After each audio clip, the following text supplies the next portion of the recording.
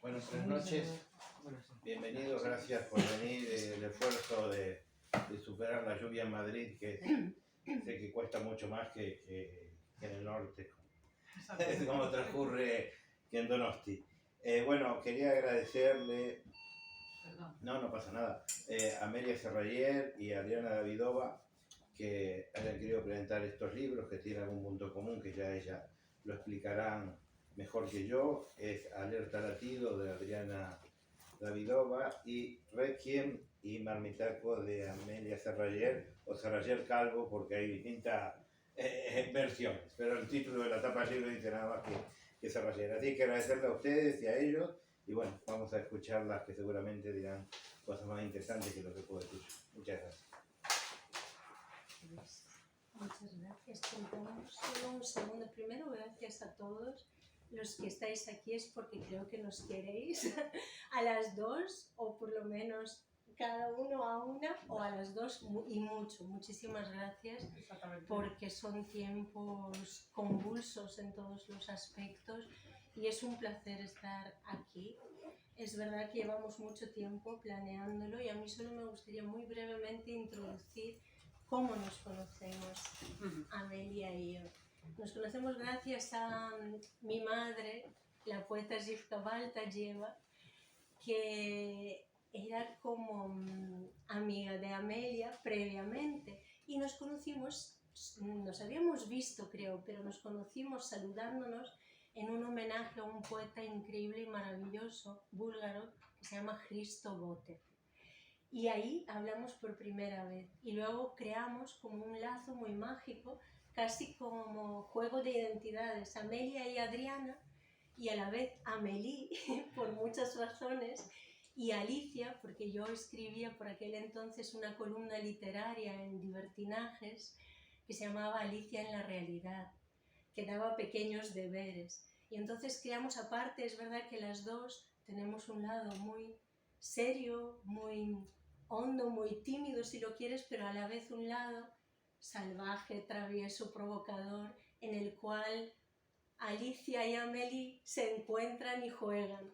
Y Amelia y Adriana escriben, trabajan, luchan y se encuentran a un nivel también un poco más intelectual, pero me gustaba decir ese doble encuentro entre Amelia y yo y entre Amelie y Alicia, y que me gustó mucho siempre de nuestra relación bastante epistolar, sí, ¿verdad? Muy epistolar. Y luego pues me imagino ya hablaré cuando escuche también a Amelie. Quería corresponder a este bello gesto de Adriana presentándonosla, pero va a ser difícil porque tiene 1000 caras y facetas, ¿no? Es una persona muy polifacética y os puedo contar que Adriana es actriz de teatro y cine, que también dirige.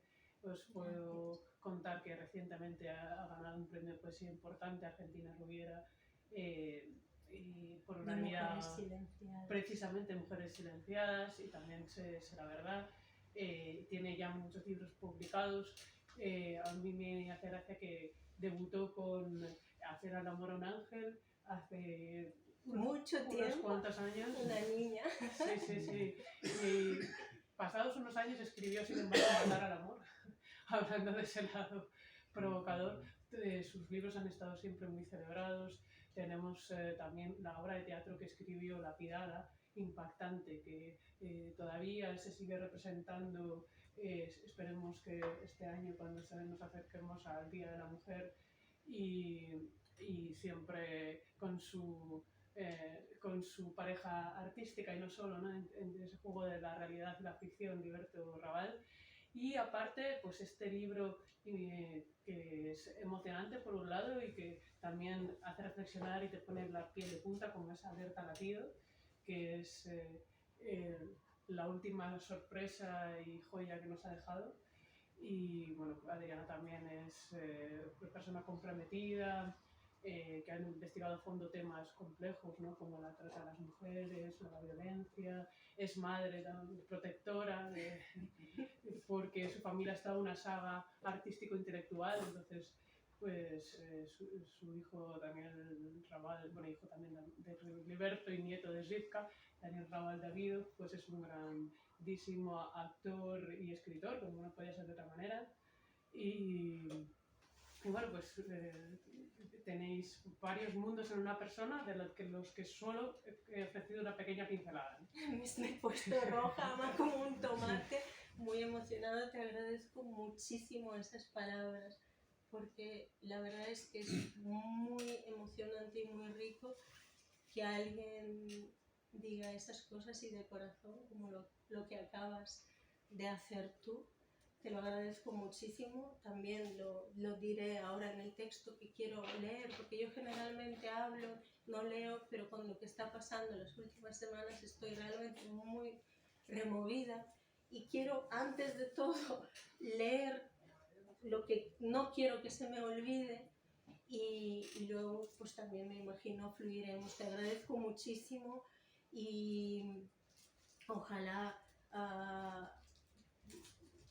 yo hubiera preparado una presentación tan profesional y tan brutal y bonita de ti. He hablado del lado humano nuestro, pero bueno, todo el mundo, sobre todo que están aquí, saben perfectamente la increíble profesional que eres en muchísimos aspectos, la cantidad de idiomas que dominas y también has tocado la poesía que te he escuchado últimamente y que te lo tenías muy oculto.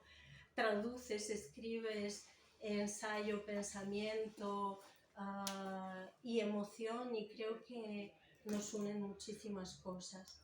Y si te parece, leo ese texto para quedarme tranquila de que lo que tiene que estar dicho no me olvido y porque realmente me gustaría, es verdad, lo hacemos por el Día de las Escritoras, que es muy mágico, pero me gustaría quizá que un poco de nuestro amor al mundo, a la humanidad, al arte, a la cultura, a la educación y al pensamiento y el libre pensamiento pueda viajar por todos los rincones del mundo que ahora mismo tanto necesitan de eso para que haya un poco de cordura y de paz y deje de haber toda esa violencia y muerte absolutamente sorprendente en estos tiempos. Nunca pensé que viviríamos una y otra vez un ciclo del que deberíamos haber salido hace mucho. ¿Te importa que...? Estamos deseando escuchar el texto. Bueno, lo primero, gracias a los que estáis una vez más, agradecer a esta casa que nos acoge hoy a nosotras y que siempre abraza, promueve e incentiva actos, eventos, talleres, exposiciones y muestras de toda clase de arte, pensamiento, educación y cultura rica y maravillosa. Gracias, Claudio y Raúl.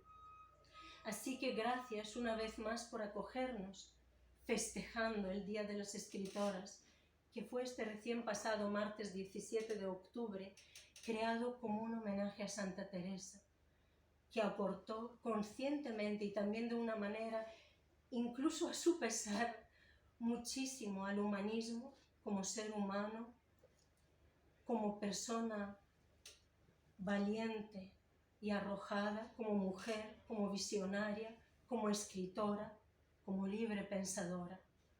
Pues pensar libremente es un valor cada vez más escaso y por consiguiente cada vez más a tener en cuenta y a apreciar, como una semilla de oro en medio de las excavaciones embarradas.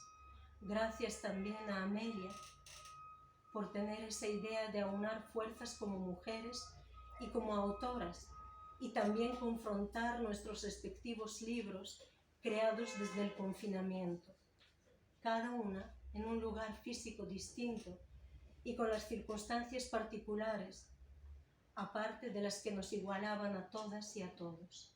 Gracias.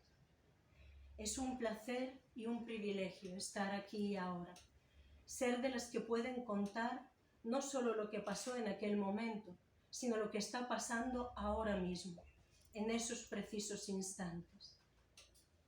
Nada más comenzar a escribir Alerta Latido el 13 de marzo del 2020, tuve claro que tenía que atestiguar de una manera introspectiva, íntima, subjetiva, pero a la vez lo más objetiva posible y con la mirada ampliada, de una manera global, sobre lo que estaba sucediendo, de lo que estaba siendo el significado inmediato y posterior de todas las instrucciones, restricciones, cambios, modificaciones y estructuras de ser y del ser, de comportarse y de pensar que se promulgaron prácticamente en 1 o 2 días. Así que mi libro, en este caso, es como un diario testimonial, como un diario de pensamientos íntimos, como un diario de a bordo, si quieres, pero a la vez no deja de ser un poemario, pues prácticamente con cada día narrado y junto a todos los pensamientos de estructura más narrativa hay poemas, ya que para mí la poesía tiene que ver muchísimo con la expresión de un impacto, de una impresión, la expresión pulsante que sale de las células del cuerpo, que sale del corazón, que late, que no puede no ser dicha o expresada o manifestada. Y el título, Alerta Latido, al principio parecía más intuitivo, pero cada vez y a medida que pasan los días, las semanas, los meses y los hechos que suceden, me doy cuenta que la palabra alerta, latiendo y vibrando, era totalmente acertada y necesaria. El dibujo de la portada es un dibujo mío, como ha sido en los últimos libros que tuve la oportunidad de publicar, porque es como una parte narrativa más del propio libro. Y en ese caso lo hice un día a punto de salir por primera o por segunda vez a la calle, con el pelo muy recogido, la mascarilla puesta, los guantes en las manos, y me miré al espejo y de repente nos vi a todas y a todos reflejados en esos ojos que intentaban comunicar, encontrar respuestas, hablar, sentir, amar, a pesar del miedo. El primer poema del libro es el único poema escrito unos días antes del anunciado del estado de alarma, cuando ya se intuía y percibía todo lo que estaba a punto de suceder, de estallar. Y yo sentí el impulso de dar voz, de dar mi voz, de individuo, de ser humano, de mujer, de hembra, incluso a la que habían intentado silenciar siempre y lo siguen haciendo. Pero era una voz de hermandad, una voz hermanada con todas las demás voces que tienen algo que dar, contar, narrar, plasmar, gritar incluso, y se les impide de una u otra manera. Y escribí nosotras, como un símbolo de que pase lo que pase, la voz libre, aunque sea la voz del corazón, la del pensamiento o la del anhelo, nunca podrá ser silenciada. Y escribí nosotros, nosotras, que me encantará leer ahora mismo y compartir también como un homenaje a nosotras dos, aquí y ahora, pero también a nosotras y a nosotros, mujeres y hombres, que no dejaremos que se nos corten las alas para soñar, crear, indagar, contar, buscar la verdad y mostrar a medida de nuestras posibilidades lo que ha de ser mostrado y volar libres. Así que ahí va mi poema Nosotras, que me encantará leer ahora. Nosotras. Me intentan acallar y yo sigo. Me tapan la boca y muevo las manos. Me atan las manos y sacudo con fuerza las piernas. Me agarran de los pies. Me agito entera. me ponen zancadillas y yo vuelo. Desde abajo me disparan, pero me convierto en aire y luego vuelvo a ser cuerpo encarnado, cuerpo sólido, materia de vida, cuerpo que nota, cuerpo que siente, cuerpo que piensa, mente, cuerpo que desea, alma, espíritu inquieto, anhelo, y vuelvo a cantar, boca, manos, pies, piernas, canto con todo lo que soy, y canto lo que quiero, lo que veo, lo que sé, y nadie, ni tú ni ellos, me haréis callar. Cuando arde el fuego de la hoguera, los huesos se quiebran, se parten, se esparcen, y mi espíritu con ellos se esparce, convertido en llama, ceniza, humo, se esparce por el mundo entero, como un pensamiento compartido, como una respiración de todos, como un mantra repetido, metido en el corazón de todos los que rodearon el fuego, de todos los que aplaudieron la quema, de todos los que te lloraron, y cada uno, cada una, se lleva incrustadas semillas de hueso, semillas de espíritu rebelde, semillas de bruja y embrujo, semillas incrustadas en el corazón que late hasta la muerte de lo vivo y vive así siempre.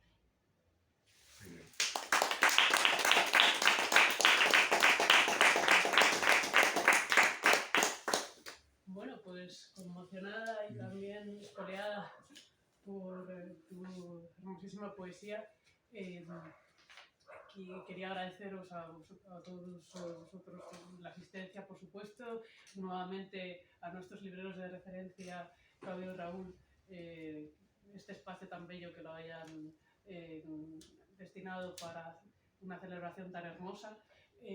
Tengo que decirles que la planta baja esconde muchas sorpresas, que es el Museo del Escritor, y hay grandes objetos que pertenecieron, pues por un lado Cortázar, Borges, lo mejor de la otra villa, y por otro lado pues tenemos muy bien representados a los escritores españoles con García Lorca, decimos, en diferentes generaciones, ¿no? Es una joya. Entonces tienen que pedir información sobre una visita guiada porque verdaderamente merece la pena.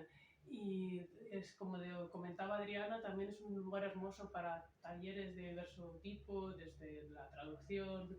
Tenemos un taller de traducción que se llama Música para Camaleones, pero es que hay alfarería y creo que muchas otras cosas de las que me iré apareciendo poco a poco. Y quizás si podemos ir viendo también las imágenes, aunque todavía no sea la lectura, yo quería arrancar en este espacio cultural Borges, ¿no? Y con esa presencia también de Cortázar, al que recientemente se homenajeó aquí, el aniversario de Rayuela, pues decía precisamente Cortázar en sus apuntes sobre el cuento que todo el relato nace de una situación límite y que puede ser real o puede ser mental, ¿no? Estar en nuestra imaginación, en la conciencia del personaje. Y es por eso que el confinamiento se prestaba tanto a liberar las alas de la imaginación y pensamos que era algo cerrado, pero luego resulta que han venido otras tragedias que nos asolan y que han llevado también a muchas personas a refugiarse de los bombardeos en sótanos o a sufrir cautiverio.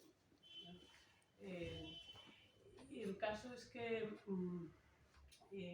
este libro es también un homenaje a una ciudad que es muy literaria y muy hermosa, como San Sebastián. Y es la ciudad de Pío Baroja, de Gabriel Ceraya, de Luis Martín Santos, cosa que no todo el mundo sabe. Y es una ciudad que tiene un pasado de la Belle Époque, como pueden ver en este edificio mítico. ¿Pongo la presentación ya? Sí, podemos ir poniendo. Muchas gracias. Sí, luego leeremos. Sí, leeremos un brevísimo relato y lo que por supuesto Adriana considere. Este es el San Sebastián que soñó ser país, ¿no? Tienen ante ustedes el que era el cine más antiguo de toda Europa. De 1910, que recientemente hay todo un debate y un movimiento cívico en la ciudad para que no se convierta en un centro comercial, cosa que parece que va a suceder, pero al menos respetando esta hermosísima fachada histórica. Y la cuestión está en que a San Sebastián últimamente se la canta desde la poesía, ¿no? Conocerán ustedes a Carmelo Iribarren, por ejemplo, su libro San Sebastián Blues de 2020, tiene muchos otros, pero este es como el más vinculado con la ciudad. Va recorriendo las calles, también este mismo barrio de Amara, del que él mismo es vecino en concreto, y nos deja pues pequeñas joyas como la que podemos ver aquí, que de esta relación con la ciudad que es un poco como la madre, ¿no? que nunca nos abandona, que a veces a lo mejor nos sentimos un poco vigilados o oprimidos en un momento como el confinamiento, ¿no?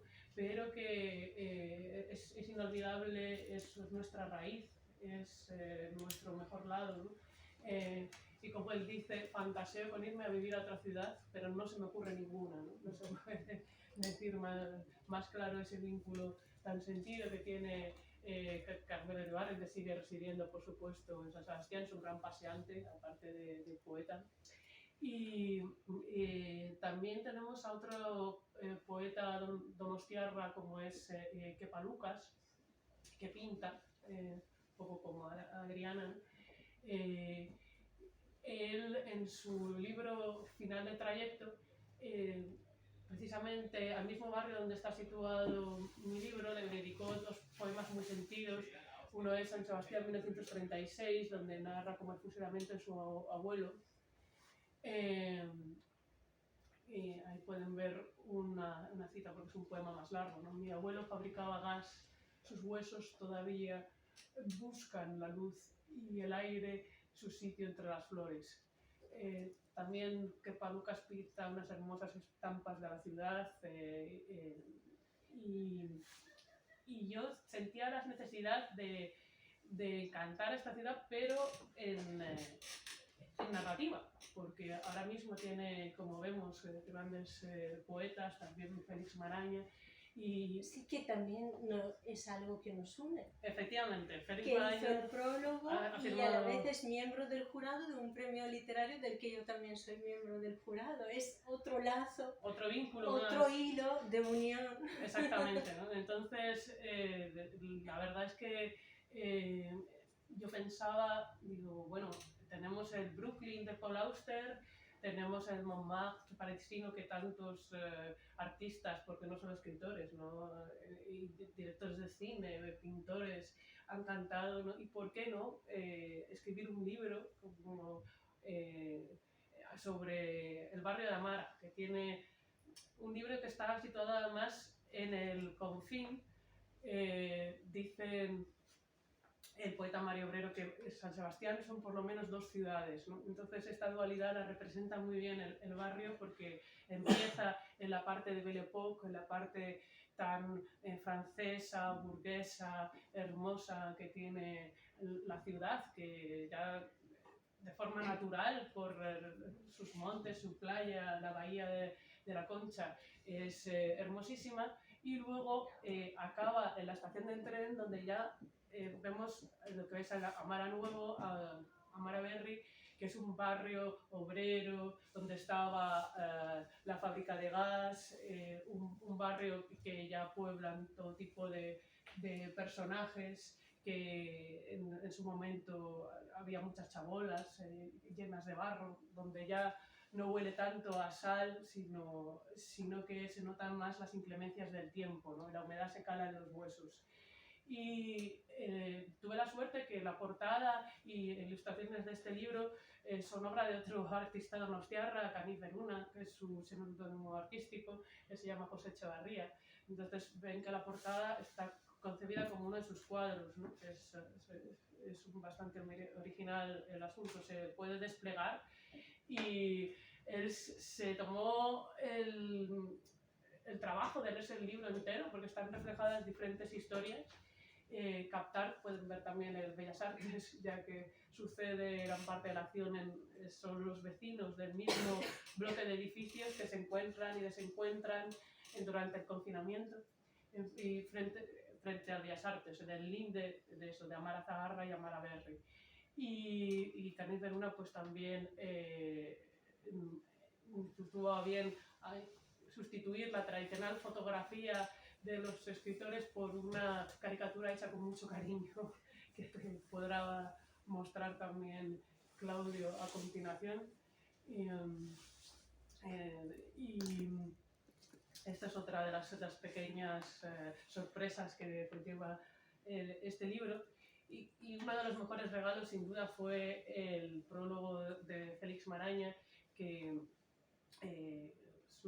es toda una institución andante de San Sebastián. Recientemente ha publicado El Bosque, no es un árbol repetido, sonetos y soñetos, pero bueno, su trayectoria es amplia, incluso también como editor, como periodista, es el responsable de premios literarios. En Ediciones Birmingham cuida mucho porque la vida literaria de la ciudad se renueve, ¿no? Y siga viva. Y supo entender muchas de las alusiones que hay en el libro, algunas son más expresas, porque se recoge el pasado y el presente de la ciudad. Y tiene una mirada social a problemas que el confinamiento, digamos que catapultó, como pueden ser los malos tratos, la bebida, ya que la falta de espacio genera agresividad.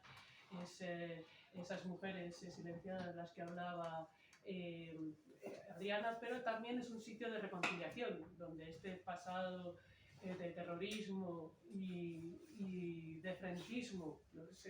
se ha superado felizmente. De eso también se habla en más de un relato, con muchas anécdotas a sucesos que han pasado en la ciudad, ¿no? Pues, que quizás quien no viva allí no será consciente de todos, pero tendrá muchas ganas de conocer, ¿no? Y de acompañar a los protagonistas por ese mundo suyo. Y el que sí, bueno, pues supone otro aliciente, porque va recorriendo nuevamente, ¿no? sus lugares que han marcado su vida.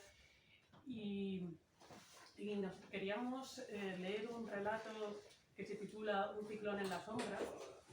Lo voy a leer. Falta luz, ¿no? Sí, por favor. Sí. Ahí sí, ¿siente?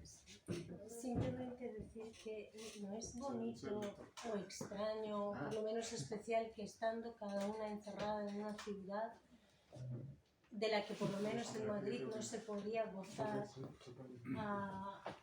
En mi libro hay muchísimo presencia de Madrid y mucho homenaje de Madrid involuntariamente, y tú, encerrada también ahí, brotó en ti el amor por la ciudad en la que estabas contenida y encerrada, y eso también es muy interesante, es como un fenómeno que sucedió. Exactamente. ¿No? Como aquí está contenido Madrid, aquí está contenido San Sebastián. Efectivamente, yo solía decir que el confinamiento de San Sebastián era más cruel porque no podías ver el mar, pero bueno, yo creo que todos sentíamos eso, cada uno en nuestro sitio.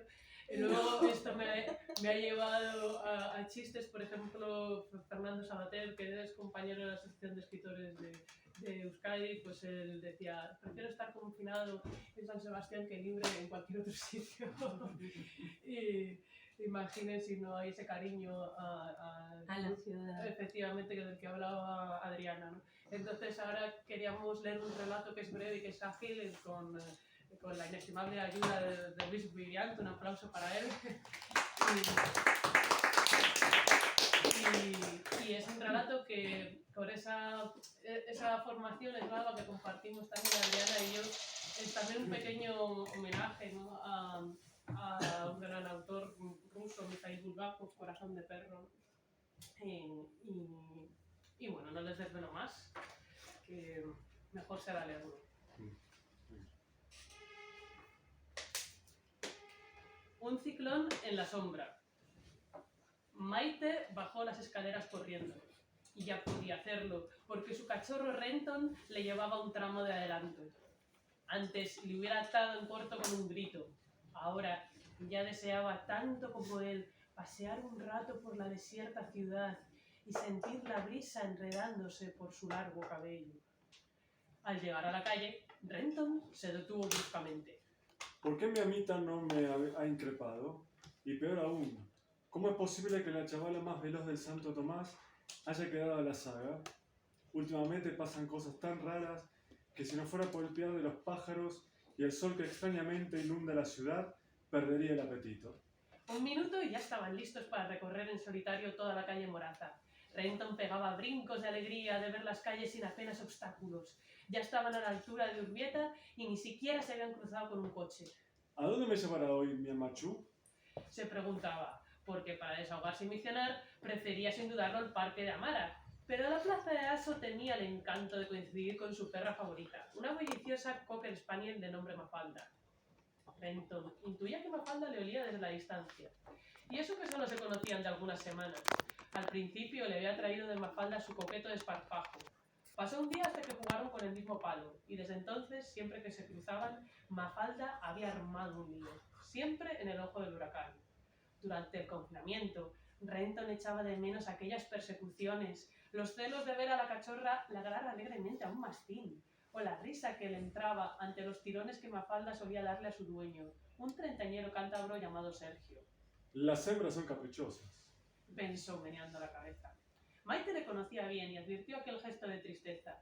Ninguno de los dos estaba preparado para aquel maldito confinamiento. Y por eso mismo les había unido más. ¿Qué pasa, Renton?, dijo cuando ya enfilaban en el Bellas Artes. ¿No quieres ir al Parque de Amara? Renton iba a negarlo con un salto, pero se lo pensó 2 veces. Al fin y al cabo, aquel día era más pronto que otras veces. ¿Y si en la plaza de Aso estuviera paseando sus lanas Mafalda? ¡Es!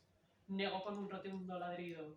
Bueno, vamos a la plaza de Aso. Igual vamos a Mafalda y Sergio, ligón. Divertida, Maite le guiñó un ojo a Renton. Prefería 1000 veces verlo enfadado que triste. En la esquina de Bellas Artes, Maite se detuvo a ver el imponente chaflán donde vivía su tío. ¡Ay! ¿Quién tuviera una bobardilla con una terraza como esa? Desde aquel 7º piso, seguro que se divisaba media Amara, y por las noches se podían contar las estrellas. Miró la balaustrada de Chetón, las 2 hamacas vacías a pesar del sol, ni rastro de libros, y lo peor, el triste aspecto de las macetas. ¡Ay, Renton! Tenemos que llamar al tío. ¿A que tú también le echas mucho de menos? Bye, Vania, dejémoslo. En realidad le encantaba encontrarse con Chetón. Siempre ocurría algo inesperado. Era un gamberro, capaz de regalarle una salchicha entera, tirarle su pelotita a los sitios más inesperados o llevarle un rato al Agustín, a ver con todos los hombres el fútbol. Mientras Maite y su madre podían beberse un refresco, ir al baño o jugar un rato con la cuadrilla. Los dos sabían bien que Chetón era diferente, hacía lo que quería y estaba siempre muy alegre. Solo que últimamente... Sí, ya sé, últimamente está un poco diferente, más pensativo. O es él y de repente le cambia la cara, como si le hubieran pisado un callo. Renton asintió meneando las orejas, pero seguro que no era un callo. Quizás Chetón tenía pulgas, se había torcido una pata o lo peor de todo, no encontraba su Mafalda. No aúlles más, Renton. ¿Y cómo estará llevando el pobre esto del confinamiento? Tenemos que hablar con él, aunque... ¿Sabes qué, nene? Renton se paró en seco para aguzar las orejas. De cuando en cuando Maite tenía muy buenas ideas. Con este solazo, si yo tuviera esa terraza, me pasaría allí todo el confinamiento. Y tú y yo dormiríamos contando estrellas desde las hamacas. ¡Hondo, hondo! Gruñó con entusiasmo Renton, emocionado de sentir cómo la brisa le acariciaba la pelambrera. ¡Qué libertad poder sentir eso mismo las 24 horas del día! ¡No te emociones, que ya estamos casi en la plaza! Vamos a ver, tú y yo tampoco vamos mal. ¿Quién te saca todos los días a dar un super paseo, Si es él quien me saca a pasear a mí, pensó Maite con melancólica alegría. En realidad era el cachorro de su madre Mónica y estaba siendo su gran apoyo durante todo el confinamiento. Lo duro no era volver a Donosti, apenas poder salir de casa, ni siquiera cruzarse con su ex en el Eroski. Lo terrible era que el ciclón indestructible de Mónica tenía cáncer de mama. Se lo diagnosticaron en verano, pero Maite sabía que la procesión venía de largo. Desde que ella marchó a Bilbao a estudiar, sus padres no habían dejado de reñir. Cualquier excusa era buena, que si liberar definitivamente a Euskadi u honrar a las víctimas, el empoderamiento o las feminazis, yoga o judo, la Real o el Athletic. Verdaderamente, sus padres habían seguido sendas irreconciliables. ¿Pero cómo? Después de tantos años. Vale que periódicamente habían tenido sus peloteras. Discusiones no, largas diatribas, decía Mónica con ironía. Pero bastaba con que dijese aquella palabra pedante para que Ima se partiera de la risa. Era difícil aburrirse con Mónica, y ella sabía que esa era su mejor arma. ¿Tiene que haber algo más? Alarmada le había preguntado un día a su tío Javi. Ay, Maite, el matrimonio es muy duro. Por eso yo, ¿ves? No tengo ninguna prisa. Tito Javi era el hermano pequeño de Mónica. Maite y él siempre estaban de risas hasta aquella tarde en que la fue a visitar a Las Arenas. Fue un plan improvisado. Maite estaba tan feliz que ni siquiera le importó perderse el concierto de los sábados. Ya estaba bajando la escalera cuando sonó la bocina del Smart. Maite gritó y corrió como una flecha, pero Javi solo la abrazó en silencio. Pasearon hasta perder el rumbo, con la humedad inundando palmo a palmo la ciudad. Era como si sus voces se comiesen el bullicio y las risas de los transeúntes, hasta que se hizo tarde y se metieron en el primer tugurio para no pensar. Y ahora, 3 meses y 4 sesiones de radioterapia después, Maite se enfrentaba sola a los 3, a Ima, a Mónica y al señor Cáncer, por separado, la primera vez. En su piso compartido de Las Arenas se había preparado mentalmente, pero luego fue todo distinto. La pasividad de su macho le irritaba. ¡Qué bien lo lleva!, decía todo el mundo. Pero ese era exactamente el problema. Mónica era una mujer de armas tomar y aquella señora discreta no era ni su sombra. Así que fue al nuevo piso de Imanol sin saber muy bien qué esperar. Su padre siempre había sido muy abertzale, pero de ahí a irse de ocupa a un pisito en Moraza había un abismo. Maitía, ¿cómo anda mi chica? Venga, entra. Dijo Imanol en la puerta con voz de falsete. ¿Qué pasa, Aitá? ¿Qué se te ha perdido por aquí con estos...? Desde la entrada vio a 5 hombres comentando el fútbol. Solo 2 le sonaban de algo. ¡Tu nueva cuadrilla! Bueno, ha sido tu mamá, ya la conoces. Últimamente estaba muy rara, con todo lo suyo. ¿Con todo lo suyo? Del enfado la voz de Maite tronaba y su ronquera iba en aumento. ¡Cáncer! Aitá, se llama cáncer. No sé cómo puedes dejar a la ma. ¡Cobarde!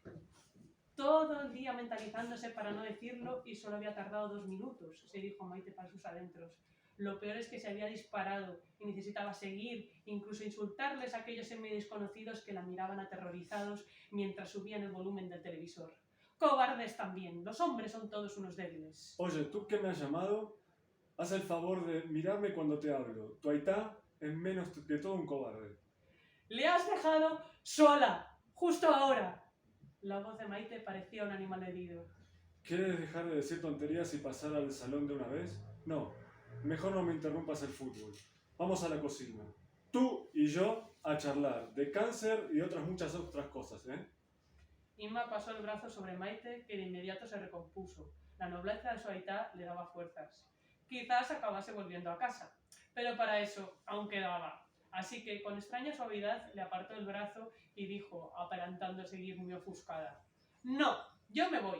No se me ha perdido nada por aquí. Agur, Aitá», y salió despedida como un bólido. Y desde aquella tarde no se separó más de Renton.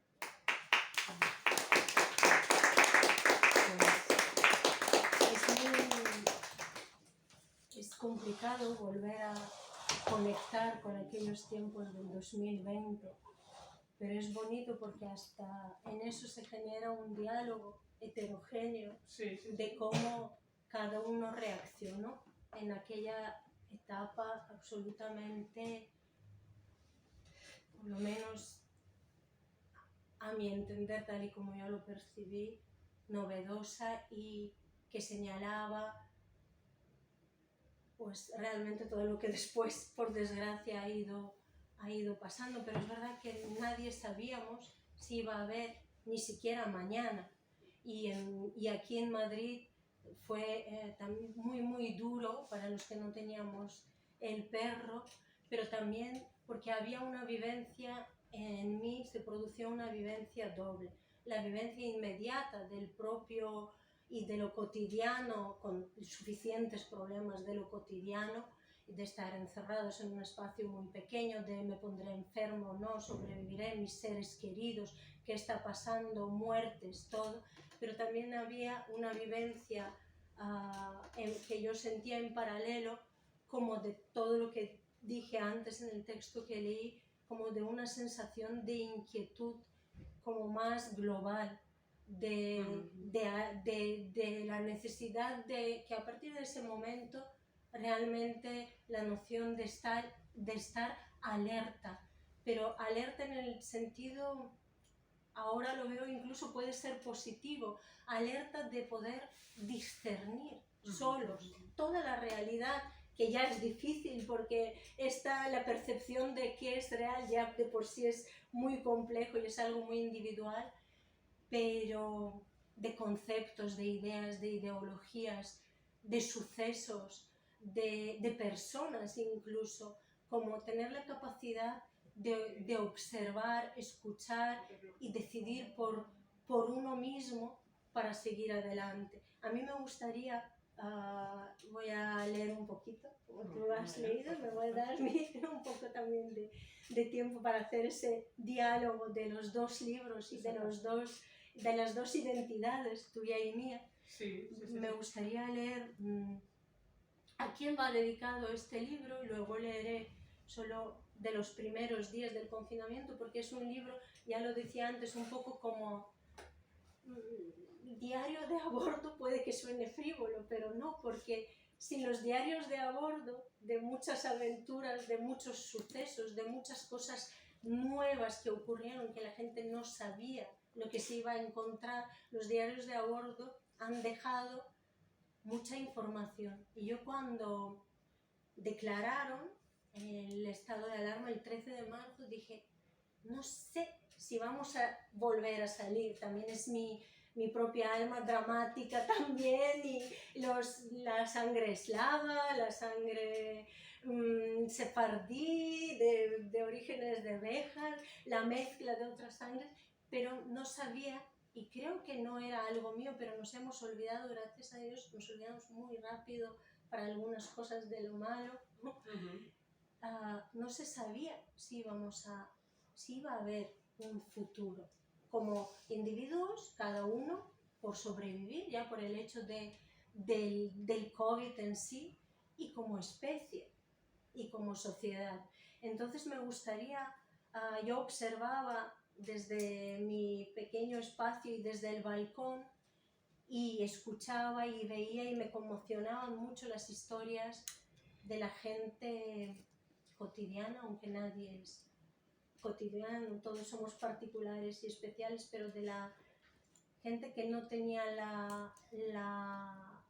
la posibilidad ni de hacer lo que les da la gana pese a lo que estaba sucediendo, ni poseíamos conocimientos más globales de qué era verdad y qué era mentira. Entonces, y también me llamó muchísimo la atención el hecho de qué rápido se dejó que murieran miles y miles de personas. Puede que lo haya dicho mucha gente y expresado, pero hay que decirlo, murieron en la más absoluta soledad. Sí, eso es entonces, algo, para hacer un breve apunte, que también está presente en el libro, porque personajes importantes son ancianos, ¿no? Para hacer ese homenaje. Eso es lo que entonces... Y hay ese sentido de la comunidad, perdona. Sí, no, tienes toda la razón, pero lo quiero recordar porque es difícil volver a aquel momento. Sí. Entonces,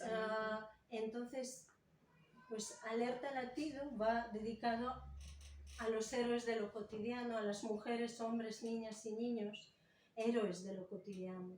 Mujeres, hombres, niñas y niños que a cada instante honran la vida con el coraje ejemplar de seguir adelante pese a todo, seguir adelante dando lo mejor de sus corazones a los demás y creyendo que entre todos construiremos un mundo mejor. Y también a nuestros mayores, por y para ellos, magníficos y extraordinarios, supervivientes algunos y otros que ya no están entre nosotros. Trágicamente, muchos de ellos, sin poder decir adiós en la mayor de las soledades. Hagamos que esto no vuelva a suceder jamás. Brindemos al mundo nuestro mejor yo, siempre. Y yo creo que Amelia lo refleja desde el relato también, pero es que fue muy fuerte, porque primero morir sin poder sentir una caricia, o un adiós, o un te quiero, o un apoyo, debe ser brutal y durísimo, pero también para los familiares, los seres queridos, el hecho de que de repente no puedas, aunque sea a riesgo de que luego tú tengas que estar a lo mejor confinado y todo, pero a lo mejor uno tendría que tener el derecho de decir, no, yo necesito despedir a esa persona, necesito abrazarla, necesito estar con ella, porque somos seres unidos, somos realmente como especie, somos mamíferos, estamos conectados física, emocional, psicológica, intelectualmente, y entonces de repente no poder dar ningún tipo de sostén, apoyo o amor o una mirada o una caricia o una despedida con dignidad, a mí me pareció brutal. Y murieron personas conocidas, cercanas, y me pareció de una crueldad. Nunca me responderé si realmente era algo que tenía que ser así, sí o sí. Yo por lo menos pienso que si fuera mi hijo o mi madre o mi pareja o mi amor o alguien, yo querría estar ahí y darle la mano, aunque luego yo tuviera que estar aislada X tiempo, porque es mi derecho de amar, de sostener y de ser parte del otro. Esa cosa de repente no poder ser parte uno de otros, pero a la vez eso que nos unía desde las distancias era muy asombroso. Luego también me asombró mucho cómo en muy poco tiempo aceptamos cosas por el miedo y por el hecho de tener que sobrevivir, aceptamos cosas así, rápido. Y fue todo como muy bien, además, tanto en lo positivo como en lo negativo, muy veloz y muy bien orquestado. Y ahí estábamos todos dichosos en la hora del balcón en Madrid a las 8, mirándonos, intentando ver caras de algún vecino, aplaudiendo a los sanitarios, aplaudiendo a los de la basura que estaban allí arriesgando sus vidas. No había ni mascarillas todavía, ni nada. Pero también era un acto como de obedecer sin rechistar, y eso también era como algo que a mí me provocaba terror, porque reconozco, puede ser de mis raíces, de saber lo que es una dictadura, de saber no querer vivir nunca una dictadura, de países, también me recordaba Corea, China, incluso vagos recuerdos de cuando era una bebé o una niña muy chiquitita del comunismo, y es muy peligroso que en nombre de algo todos obedezcamos ciegamente. Es algo, a mí me tenía, por eso hablo de la doble violencia, por un lado el propio ombligo de quiero estar sano, no me quiero contagiar, mis seres queridos, todo, pero por otro tantas y tantas preguntas de qué está bien, qué está mal, qué pasará. Y tú y yo hablamos varias veces por teléfono. Yo también como pensaba, al hilo de lo que estás contando, que claro, se presta muy bien el País Vasco y una ciudad como San Sebastián para plantear estos dilemas de la distancia social, porque, claro, ha habido un recelo hacia el otro, una separación forzosa, una especie de dos bloques. Por un lado, una situación dramática de aparente convivencia, pero no, como una especie de coexistencia forzosa. Por eso también San Sebastián, por lo menos son dos ciudades, ¿no? Pero por otro lado hay una tradición como de una sana transgresión, de un amor por la naturaleza, lo verde, en el País Vasco, una rebeldía, ¿no? De también espíritus libres, como Xavier Lete, por ejemplo, otro gran poeta donostiarra. Son muchos es una ciudad fecunda en lo artístico y lo literario. Y quise reflejar eso porque aunque sean relatos y se pueden leer de forma independiente, tienen mucho diálogo con una parte teatralizada, pero verdaderamente si alguien los quiere leer de principio a fin verá que es una novela porque podemos saber del destino de los personajes del principio, siempre hay alguno que hace de bisagra con la siguiente al ser vecinos, al final del libro, entonces adquiere como una nueva perspectiva global, ¿no? Dentro de esta sinfonía de la ciudad. Y eso es algo que también quise empezar con una huida de forma atípica e intensa. Eso es, han sabido leer, bueno, sigo pensando en escritores que dicen salen nuevos, Arkaitz Khan, otro importante novelista de donostiarra, ¿no? Enseguida vio que el libro empieza con una huida y acaba con una llegada esperanzada. Es un círculo que se cierra, ¿no? Porque la vida no se puede detener, a pesar de que prácticamente se logró, ¿no? De esa forma tan aterradora, y que allí se cuestionaba, porque también en un principio tardó más en llegar, digamos, la muerte, pero sucedió igualmente, digamos, en diferido, ¿no? Y había... es verdad, los malos eran los de Madrid. Exactamente, los visitantes de Nueva Fue muy fuerte también los llamados, los chivatos de balcón, o el señalamiento, que es algo tan atroz que yo no me esperaba en un lugar como España, como Madrid. Era brutal. A mí eso... me hervía la sangre, lo hablábamos por teléfono. A mí me pareció que en unos días, además sin ningún tipo de poner, primero parar, preguntarte, poner conciencia y luego tal vez señalar. Pero ¿para qué señalar? Ya suficiente estábamos señalados, estigmatizados, asustados, a punto de contagiarnos todos. Ya había tantas normas y restricciones tan duras, tan brutales, como el no poder moverte libremente, que no lo habíamos vivido en los últimos tiempos de una manera así. Al principio, además, Madrid era señalado por toda Europa como algo, como un espejismo. Sí. Que hubiera personas que casi parecía como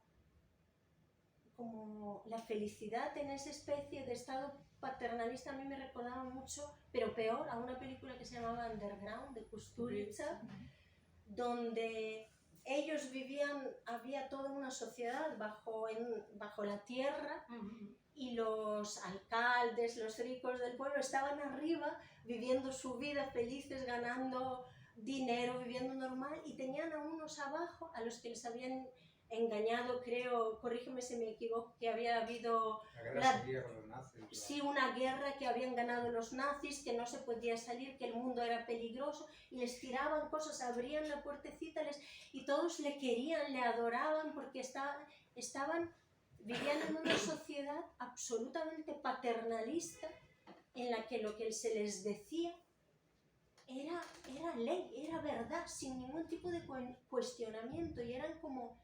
Es verdad que eso era como un poco una metáfora casi de una generación crecida en el comunismo de parte de los congéneres de la edad de mi madre y todo, que hubo esa sensación un poco en Corea o en China, pero a mí me impresionó de que en una semana sucediera sucediera algo así. Por eso hablo de las dobles sensaciones, la cosa individual y la cosa de la preocupación global como ser humano, como ciudadana.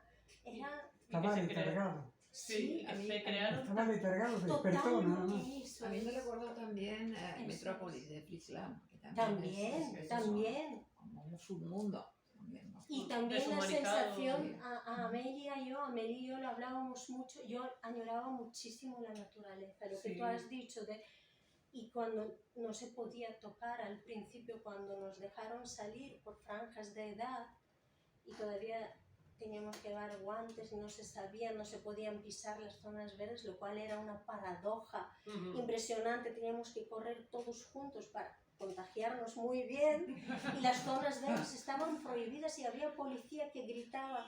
Nosotros íbamos a las 6 porque nuestro horario era de 6 a 9, Liberto y yo, íbamos enseguida, yo esperaba toda la noche para mi momento de libertad, íbamos todos pegados, sin mascarillas, y había policía por todos lados. Si te desviabas un poco, porque era lo natural para tener distancia precisamente, o sentir el aire, ese parque tan maravilloso, la policía, apártense de la hierba, prohibido pisar la hierba. Era brutal la sensación, y yo me acuerdo que un día pisé un poquito, el primer día, y enseguida un megáfono, ¡fuera del césped! Yo decía, ¿dónde estoy? Dios mío, tenía pavor de que esto se convirtiera en una especie de sueño, de pesadilla, peor que en Corea. Y otro día, el día siguiente, Liberto y yo, que somos un poco rebeldes, también con todo el mundo y también por miedo al contagio de todos apiñados.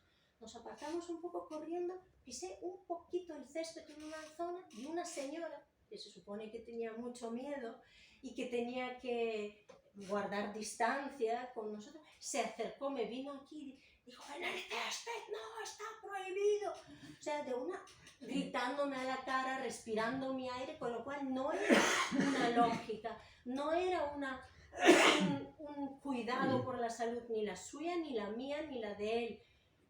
Entonces yo me acuerdo yo que soy muy tímida y muy pacífica y eso, pero me enfadé muchísimo. Muy educadamente le dije que por favor, si quisiera gritar a alguien así o decirle a alguien lo que tenga que hacer, que se vaya a Corea, que seguramente ahí será muy bien recibida. Y me acuerdo que un montón de jóvenes, chicos y chicas, dijeron ¡a Corea, a Corea! Enseguida se sumaron a Corea, a Corea. Pero eran unas sensaciones que aparte de eso, cuando me quité la primera vez el guante, y eso te lo conté, y toqué un árbol, lloré de la emoción. Y ahí grabé, que me hubiera encantado también traer para mostrar, uno de los poemas de Alerta Latido, que habla también de Madrid, está de hecho en internet, se llama Alerta Latido, si se pone, está uno de los poemas de mis primeros contactos con la naturaleza. Fue brutal. Desde luego, yo creo que la primera vez. Esa sana rebeldía también acabó despertando como un sentimiento de comunidad, ¿no? De ayuda a los vecinos. Hay que decir que hemos hablado de deshumanización, pero luego estaban esos valientes enfermeros. En el caso de San Sebastián, pues por ejemplo, estaba muy contagiada la provincia vecina, la de Álava, entonces todos los días la mayor parte de la sanidad pública de la Osakidetza de Guipúzcoa iba a Álava, iba y volvía, y es como también trajo el virus a la ciudad, pues simplemente para poder atender, ya que estaba completamente también desbordado el hospital de Txagorritxu, que fue muy mediático, ¿no? Y entonces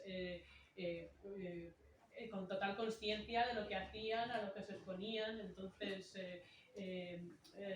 esa como fiereza vasca, ¿no? De ir encarar a los problemas y de enfrentarlos, de afrontarlos efectivamente, y enfrentarlos. Eso es. Y luego además pues acabó haciendo que se ve en el libro, ¿no?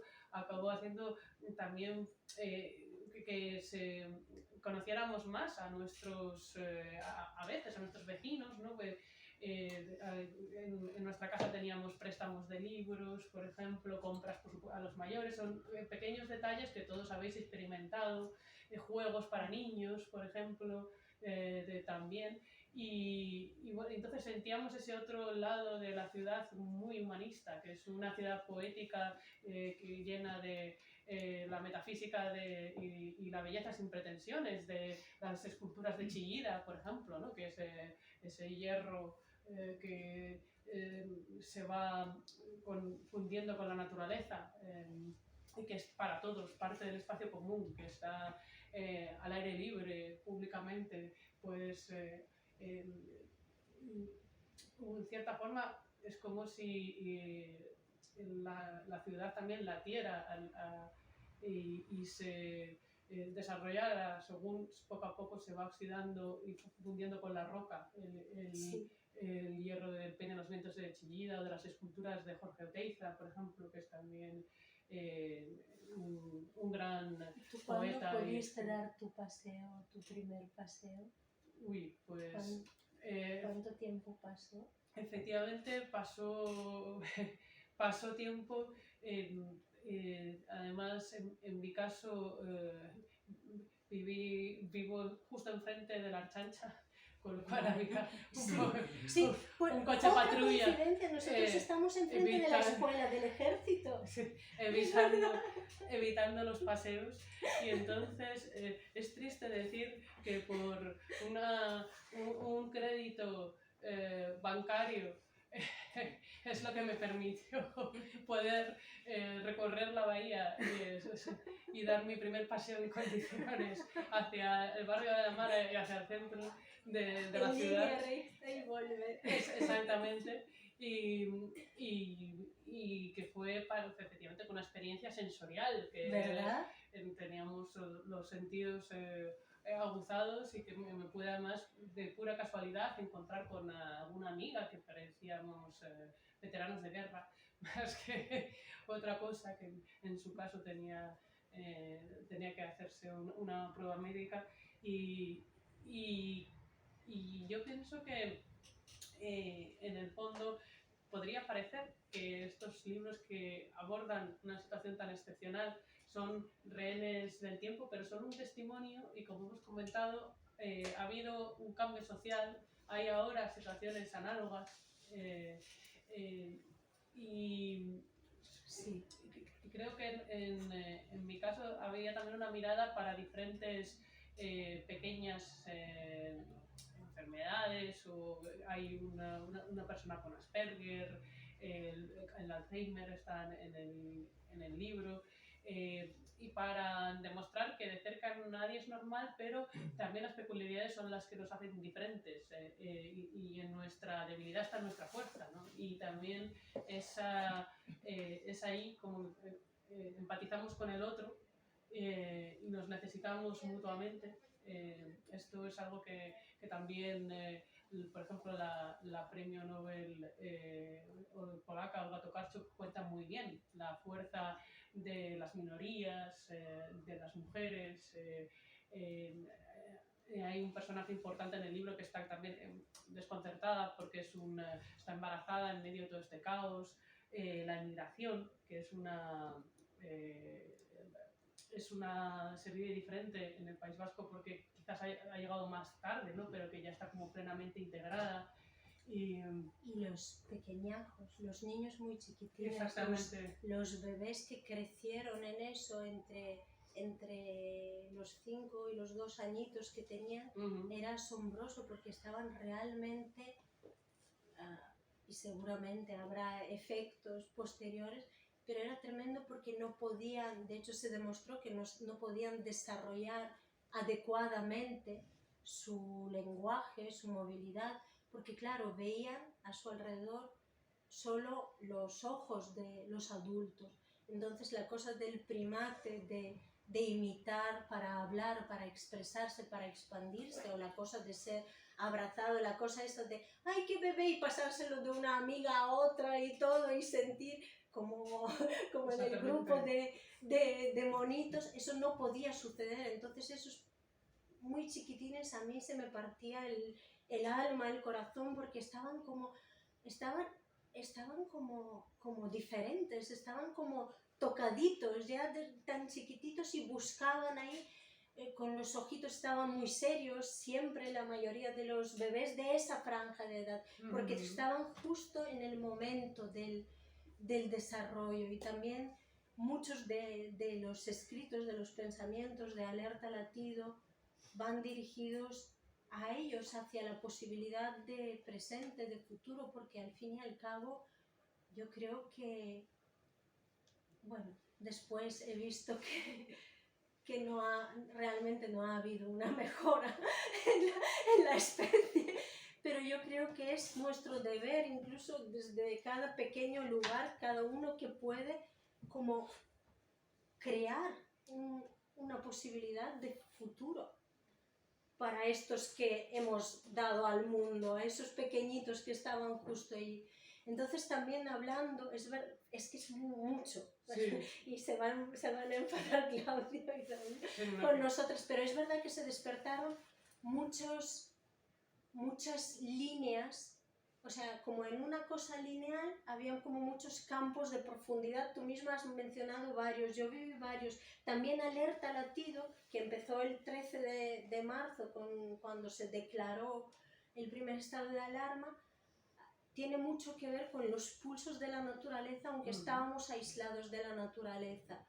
La conclusión es además cuando concluyó el estado de alarma y todo, era más o menos por Navidad. Están aquí, todo está fechado, tercer día de confinamiento, quinto día de confinamiento, incluso pone las franjas horarias, todo, y acaba, fue como también muy simbólico. Hubo primero una lluvia de estrellas, las Gemínidas, que son el poema que leeré, ahora diré por qué, y luego hubo un eclipse solar, y era que coincidía con el fin ya del estado de alarma, era todo como en muchas dimensiones, muchas capas, y que si como ponerse alerta y con el corazón latiendo a ver qué nos cuenta la naturaleza, qué nos cuenta lo que ocurre, qué nos cuenta el COVID, qué nos contamos nosotros mismos, me parecía casi como una oportunidad durísima, brutal y terrorífica, pero a la vez maravillosa para que hubiéramos podido crecer. De hecho, cuando empieza el libro, digo, después de las palabras previas y todo, digo, ahora toca crecer, porque yo confiaba que en ese crecimiento como seres humanos que nos estaba brindando todo lo que estaba sucediendo, la naturaleza, las normas, la restricción, todo, era como que nos tocaba crecer. Pero mira, es durísimo y solo iba a leer más cosas, pero no da tiempo y quiero que Amelia, si quiere leer también, simplemente voy a hablar de lo de las Gemínidas, que es, a ver, el penúltimo poema antes del eclipse. Un segundito, perdón.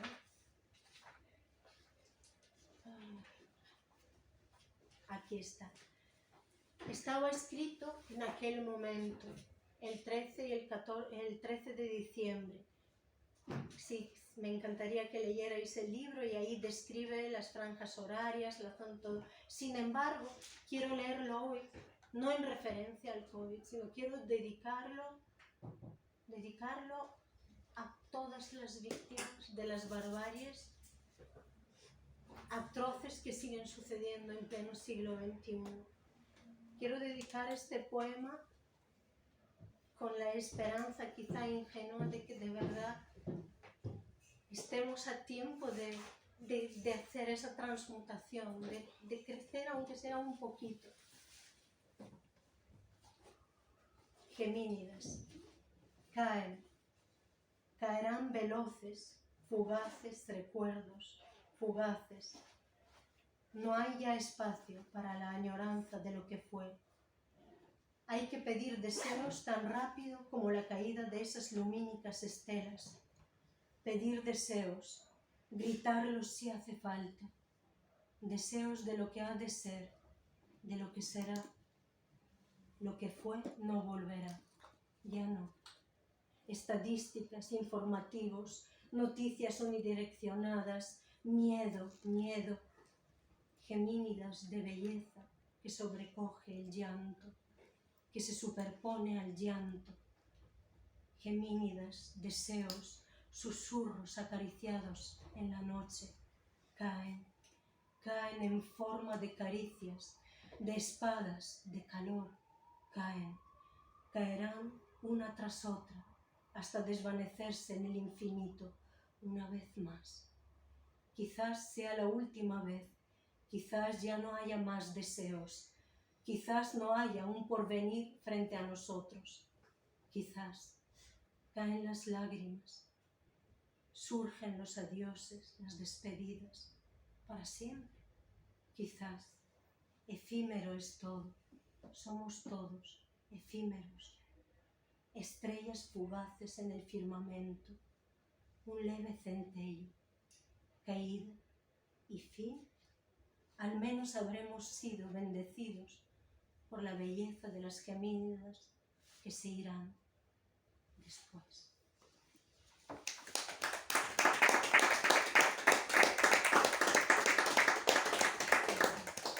Qué hermoso. Yo quería, para finalizar al menos por nuestra parte, por aquello que dijo un aragonés ilustre, Baltasar Gracián, que lo bueno siempre es 2 veces bueno.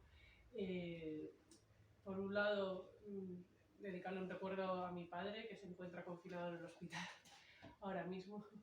Y Un recuerdo. exactamente, si no estaría aquí, porque como buen madrileño vasco, nada le detiene y es un hombre muy de familia. Pues aparte de eso, quería leer un breve fragmento, así a modo de aperitivo, a ver si les despierta el apetito por el resto del libro, de El cuento de la luna rosa, que tiene que ver con algunos de los temas que ha escrito bellamente Adriana. Cuando una enorme luna rosa, cual decorado de Méliès, inundó la ventana, Irati salió corriendo a la terraza con su gata. Era el momento para aspirar un poco de brisa sin la máscara. Desde el 7º piso sentía como si se encaramase a las estrellas para tocar el cielo. Por fin un rato de salvaje libertad en pleno confinamiento.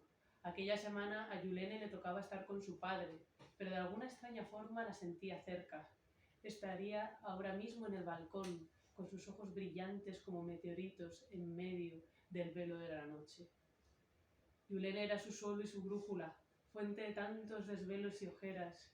Llegó tan rápido como una avalancha y puso sus vidas patas arriba, como quien alumbra el abismo de un pozo.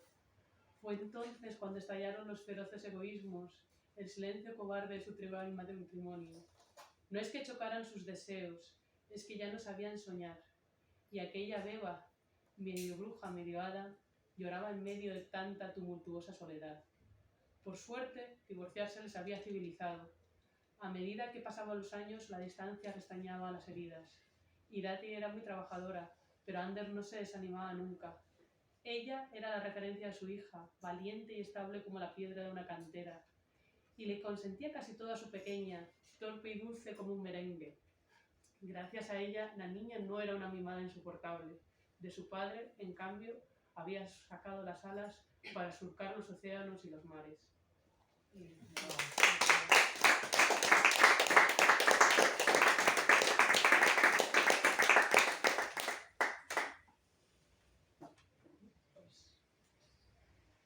Es su turno.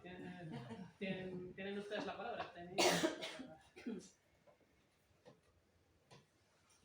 Es curioso cómo habéis representado de bien las dos, sois totalmente complementarias, todo lo que vivimos, todo lo que sentimos.